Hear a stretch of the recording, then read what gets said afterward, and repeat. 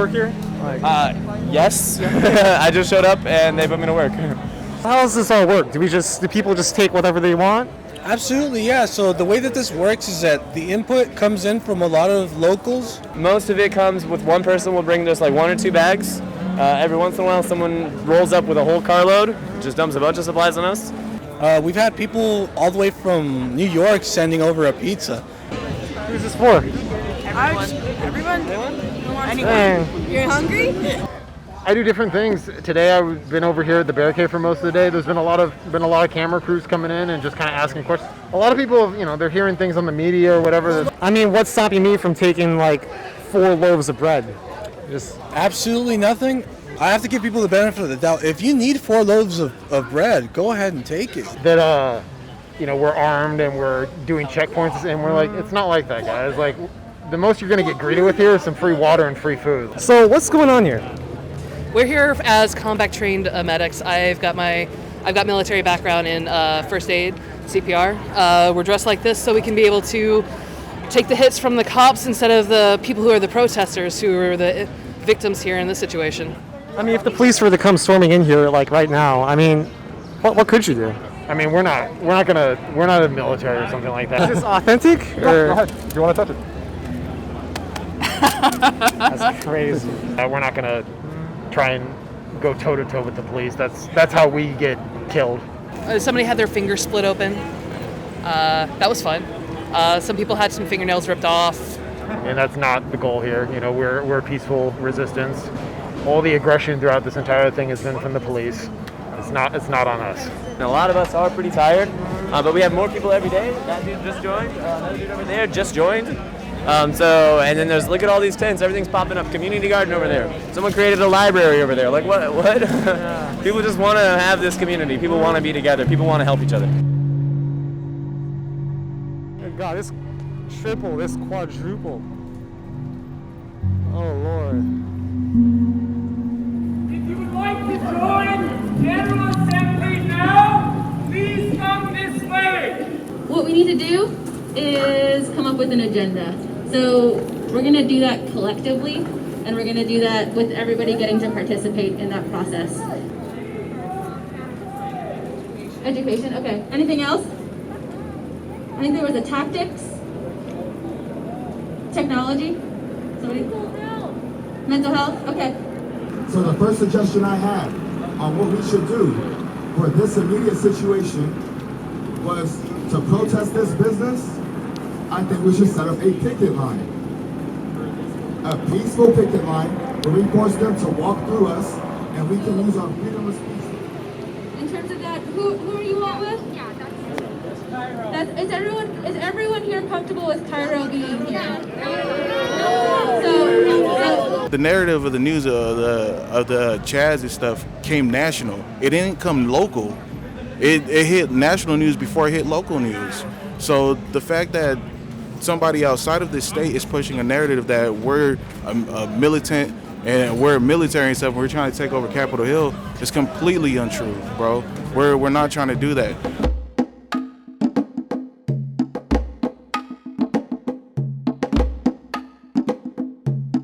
I assume, you're a member of the John Brown Gun Club. Yes. What has the John Brown Gun Club been doing here, I guess? Well, here we're providing security, but what we're planning on doing, we heavily emphasize firearms training, and we're getting a program together just to give publicly on firearms safety. What's up? What is up? Well, the Joker in me wants to make a dirty joke that I normally say about penises and helicopters, but I'm not going to do that. What is up is a level of disrest and anarchy that a lot of folks in this state can't stomach. I'm assuming you're curing right now? I can't answer that. Guys like me, people like me, believe that this is an act of sedition. We don't believe it's a summer of love. We don't believe it's a little love in. We see this setting a very bad precedent for the rest of the country. The biggest concern is people who might be with these right-wing militia groups who might want to come in and try to stir things up. Yeah, white supremacists. Exactly, yeah. Believe it or not, even as a Southerner, my family has a history of fighting for civil rights. It's something we believe in. I feel like a lot of the media, like they see protesters with guns patrolling the barricades and they freak out. You know, they see you as insurgents. Well, we're not we're not insurgents at all. Yeah. Like if somebody just wants to check out our website, it tells you we're a completely above the board community defense organization. Are you guys familiar with the John Brown Gun Club? I know who they are, and I do not support. I see. Yeah. To be an insurgent, that implies something offensive and terrorist oriented, which we are definitely not. You see most of these people here as a threat or a danger? No, I do not see the people here as a threat. The threat that I see is the bad precedent. Once again, I'll repeat myself. The bad precedent that this sets for this nation.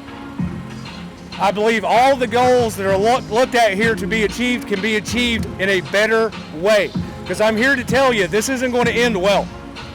Not for anybody. We have people ask me, and I've already heard it 2 or 3 times today just to me, thank you for being here.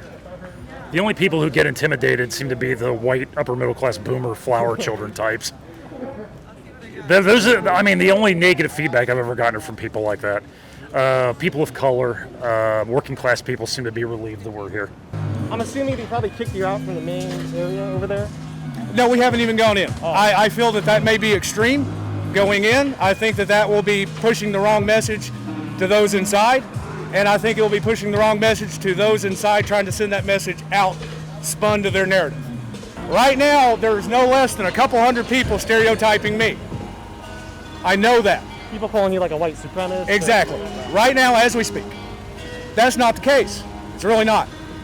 I'm just a concerned citizen. If you want this to last, 2 things: livestock, and you're going to have to till that earth. Putting topsoil on cardboard is not going to work. Those plants are all going to be dead in 3 days. You should go talk to the guy running the garden. He's got YouTube. He can figure this out.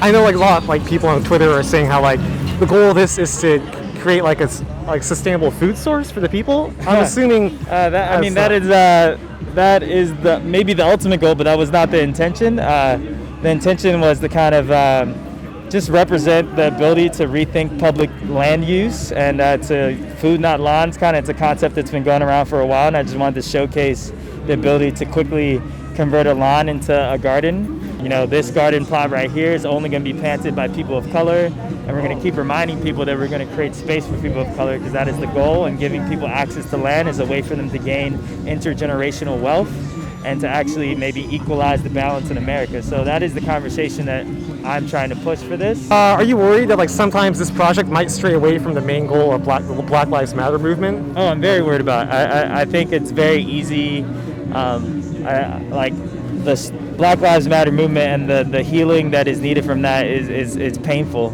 It's hard to continuously talk about race and deal with their own racial biases, and I think it's easy to be distracted and come to the garden and just like maybe not think about that for a little bit. And as much as I'm like glad people kind of can come here and have that, I want them to continue having those hard conversations. Hey, fuck 12, we don't fuck with them at all. Hey, them niggas hating while they watching how I ball. Hey, them niggas gay, they get suck up on my balls. Hey, I'm in the stores, bitch, I'm hitting all the malls. Hey, you know my name, bitch, you know this game, bitch. I'm in the form, baby, you know I lane switch. Hold up. So I've been living in Seattle for a couple of years, and I go to like those anime and video game conventions, and I notice about 20% of the crowd there is Asian, like at a minimum 20%. If all lives fucking matter, then why are you not in the streets with us? If all lives matter, then why are you not in the streets for your brothers and sisters that were shot? When I went to the Black Lives Matter protests out here, I noticed at most 5% of the protesters were Asian. I'm wondering, like, why is there that number gap between people who are super, like, willing to go out there for anime and then people who are willing to go out there for Black lives? Everybody, if all lives matter, then why are you not in the streets with us? Why are you not doing anything? I don't know. It might have something to do with like cultural values of. I don't really know where I was going with that, but those numbers, I think they definitely say something about the Asian American community. We don't believe in CHAZ. All right, CHAZ is Capitol Hill Autonomous Zone. We don't believe in autonomous zone because if we are an autonomy, then that means that our rights as U.S. citizens are taken away. If our rights as U.S. citizens are taken away, they would think that this area, Capitol Hill, and Seattle in itself is a war zone. Wait, this isn't CHAZ? It's not CHAZ no more. This is gonna CHOP. be. This is CHOP. CHOP. I'm fucked with it. It's Capitol Hill CHOP. occupied protest. I like it. The moment you start to call it an autonomous zone, it's unlawful. So this is the space being used for protesting, and it is staying a protest for what we came here for in the matter of. So what we shouldn't say came here for. CHAZ, right? Yeah, we should not say CHAZ. Do you know of the individual Raz Simon? Raz Simon? Raz Simon? Raz Simon? So what? Raz Simon. Oh, you're saying his name wrong. You mean Raz Simone? Simone? Right. Yeah, that's a homie. What's good with him? Nor is it fully a democracy. In fact, the country is run by a warlord/rapper called Raz, whose last paying job was renting out his own apartment on Airbnb. Go then. Stop, bro. Go then, bro. Stop. Hey, I'm not trying to aid. Get your hands off me, bro. Hey, okay. Hey, yo, hey. Hey, bro. Hey, you gonna buck up on her, nigga? You don't know that they're there. That's not working. No, I mean, it has been working a lot. It's not. They left the door unlocked. It's a simple war tactic. It's called a false victory. And so it's where you retreat. So you be like, yeah, we won. These are our streets. Like, no, the fuck we didn't. Yeah, thank you guys so much. How do you feel? I feel great. You feel scared? No. I guess anxious, maybe nervous, a little bit. No, I don't get anxiety. No? Really? Yeah, luckily. Do you see yourself as like a sort of leader of this place, or? No, I'm just a natural leader myself, just in general. Do you like all this publicity you're getting? I think as a human, no and yes. You know what I'm saying? I guess. Like if I was just being super honest, first I was like, oh, this is fucked up. Like they're trying to paint me as this thing and they're gonna take me out. They're gonna try and take me out with whatever they can. So the positive of it is that there is a leverage here. There's a conversation being had. There's a bunch of people that want to talk to me. So now I have a chance to, paint my own truth and my own narrative and our own truth and our own narrative. So I think you previously touched on like how there were some videos floating around online of you like it was the graffiti incident, right? Yeah. All that, and like people on Reddit and just any social media they see that and say, oh look at Raz, what a thug, Yeah. He preaches peace, but look at him threatening to blow this guy's brains out, Like, Yeah. No, I preach peace, but peace is what I mean when I say peace is that I'm capable of protecting myself or capable of extreme acts of violence, but I'm not going to do that. I'm peaceful. So I'm peaceful, not harmless. So that's why you saw me. I was like, hey, bro, I just want to have a conversation with you. I wasn't like, yo, no, what the fuck? Like, and you guys made up, right? I don't care. Oh, yeah, we made up. We hugged it out. I You talked broke to his his dad. glasses, His dad, I didn't break his glasses. That's the issue. Yeah. You guys are seeing a camera in a pocket, and that was my live because we wanted to show everything. Do you feel like it's kind of falling apart, or do you feel like it's getting stronger? It's getting stronger and falling apart at the same time. There's a mixture. Like I think it's anything like with growth, there's more numbers, but then also that means that there's more voices / less direction because there's more people here, and it's kind of like it can get a little like this, There's more agendas. There's more people that are seeing like, holy shit, I haven't been out the house in 3 weeks, but I should come out here because I might be able to get some extra money for my nonprofit, or I might be able to push whatever line and push whatever agenda I have out here, or you know what, I want to speak. I'm gonna get out here and speak. So you do have a lot of that going on.